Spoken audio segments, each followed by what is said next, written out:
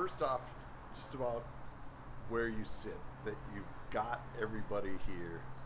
Everybody seems pretty healthy at this point, which is a unique thing for you right out of the gate.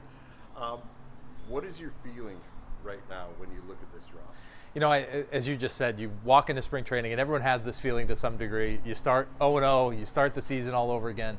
But when I look at our team right now and watching Byron Buxton run around in the outfield and seeing a healthy Carlos Correa to add to guys like Royce Lewis starting a season healthy, which wasn't the case for the last few seasons, Eddie Julian, Pablo Lopez, a group that really shined last year on the field, now has a chance to go do it again with hopefully some added reinforcements from within.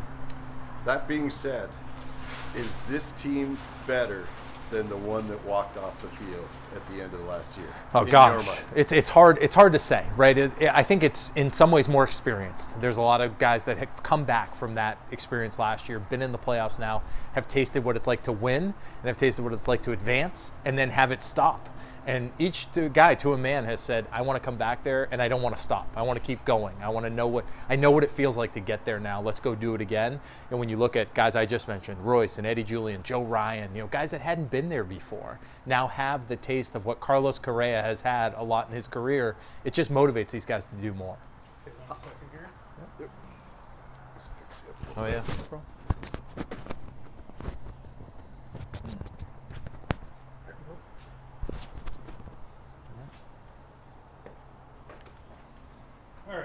Sorry about that. No, you're good. You talk about that experience and what they walked away from. How important is that? You always tell a team, well, you do this, you win, you're rewarded, but then they don't get there. How much can a team, need to taste it before they can really perhaps take that ultimate step? Well, I think if you look at our playoff series last year, it was the epitome of that. Carlos Correa in those playoff games, whether it was the pickoff at second base or the play to back up Polo at third base to make the play and throw the guy out at the plate, those things don't happen unless you can slow the game down. And when we talk about slowing the game down, it's a phrase that gets used, but it's really, it shows you what experience looks like. Nothing was fast in that moment. Nothing was too hard for Carlos in that moment. Now our guys have been there. They know what that feels like. Eddie Julian getting a big home run, in the last playoff game that we had, the ability to drive the ball. Those things, your energy and your nerves are up. And until you're in those moments and experience it, you don't know what it's like to succeed in them. And ultimately, our guys got that chance last year. Now they have the chance to go back and hopefully do it again. Your pitching staff, that was key to the team's success a year ago. You led the major leagues in strikeouts. Your bullpen was lights out for a majority of the year. Yeah. How do you look at it this way? The bullpen is ranked right up there with the best according to all the analytics, but what do you see out of that starting rotation, and then secondly the bullpen? Well, it anchors with Pablo, right? The guy who led us last year all year and ultimately led us into the playoffs and pitched as effectively as anyone had for a long time for us in those games. He's that guy. Joe Ryan taking that next step forward. We saw a preview in the playoffs of what we think Chris Paddock could be coming back from injury, certainly pitching well against Houston. He's now going to step into the rotation. Then you have guys like Bailey Ober and Louis Varland and others that had those experiences in the postseason. Anthony DeSclafani's come in and looked really good this spring training already in terms of where he's at from a health standpoint. This was a guy who was a good, solid mid-rotation starter just a couple seasons ago when healthy. So if we have that starting rotation with the likes of Joan Duran and Griffin Jacks and other guys toward the back end of the bullpen that pitched well for us, hopefully we can continue to be a leading pitching staff in the American League. Baseball free agency is turned into such a weird animal nowadays. Here we are a couple days in, and still there's some of the biggest names in baseball sitting on the shelf. A couple of these guys are owned by a gentleman that you've pulled off a tremendous deal with, Carlos Correa. Is there any thought in your mind that if that phone rings again, that you would say, you know what, that may be a piece to really push this team? And we're into that weird period where people take things that they normally thought they wouldn't.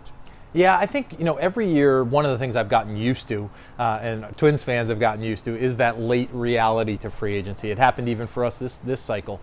Carlos Santana didn't come in until post-Twins Fest. That's just reality. Sometimes I wish Twins Fest could be even a little bit later now because it's not a time when you fully have your team built out yet. But that's just free agency in professional baseball these days. And as you just said, there's still a number of free agents that are still on the board. We're picking up the phones. We're definitely talking to agents and other clubs about the roster. I think we're going to have to get used to a world where your roster builds through spring training and not just at the start of spring training. And we'll continue to stay open-minded if there's ways to impact this team that fit within the parameters of what we're trying to do. Are you in a different position now than, say, a month ago, now that you know what kind of television revenue you're getting, and that may give you some more flexibility now that you know the reality of what you have to work with? Yeah, so the reality is we know now something that we didn't know for a good chunk of the offseason that made it a little bit more challenging, a little bit unique. We did plan for some parameters already before it started. The reality is there's still some uncertainty about the long term and what that means for the subsequent seasons. So we already have a good sense of where our team is. When you look at the roster in terms of holes we can fill or where we are already with it, we feel like we have a good group. Are there ways to add to it and maybe add a little bit more to what we have? Yes, but certainly something that we'll plan for through the course of this month. Okay, and so you look at what's out there. I mean, how active are you? Are you like, okay, that... would they have to pique your curiosity, or are you kind of kicking the tires maybe on a couple of people? I think it's a little bit of both. I think when we field calls, certainly from agents for players that maybe they don't see the natural fit with our organization just from a position standpoint or maybe the way our roster is built, but ultimately we'll listen and we'll stay creative and we'll stay open-minded.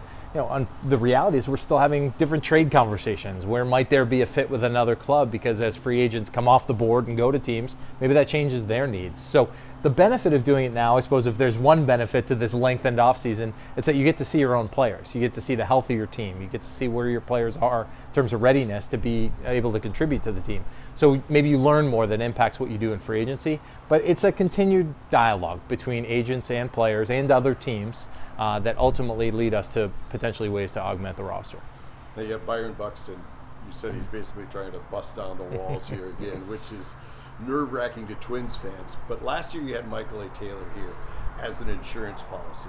Do you have an insurance policy in place if he needs just to rest for an extended period of time? Yeah, I think when we look at our roster a year ago as compared to now, certainly with Byron, one thing we know is he's in a better place now than he was last spring training. So that's great news. That's a good sign. We'll certainly make sure that he takes it appropriately through spring training. It doesn't run through those walls, as you said, but we'll make sure that he's as ready as he can be all the way through camp. But when we look at guys like Willie Castro, who had an ability to go play in center field for us last year to help us in center, what he did for us overall, not just in the outfield, but what he did for us overall as a player, really helped our team. I think an Austin Martin, a guy who played center field in AAA last year, who continues to progress as a good young hitter, gives us another option in center field, plus the guys we already had around the Major League roster. So certainly still open-minded to ways we can protect there, but we really feel like there's a group here that can go play some center field when needed.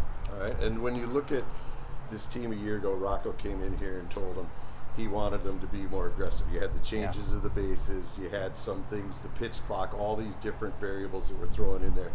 And he didn't want this to be the team that set the home run record and just wait for somebody to put it out. Is that the same kind of brand of baseball that you're looking to implement this spring? Yeah, I think when you look at the way our team has produced offensively over the last few seasons, the goal is to score runs, however we can do it, right? But ultimately, we looked at the personnel last year, and when we had a Willie Castro or guys like that who could go steal 30-plus bases, they were given the green light to do so. In some years, we haven't had that kind of roster, but when I look at the group that we have right now, there's definitely a group that's going to put a lot of pressure on the defense. We talked about all the ways we could do some different things in a special way offensively, from Royce Lewis to Eddie Julian to Carlos Correa to Byron Buxton. But then you have guys like Matt Wallner, who stepped up last year and had a great rookie season. Then you have Max Kepler, who really turned it on in the second half for us.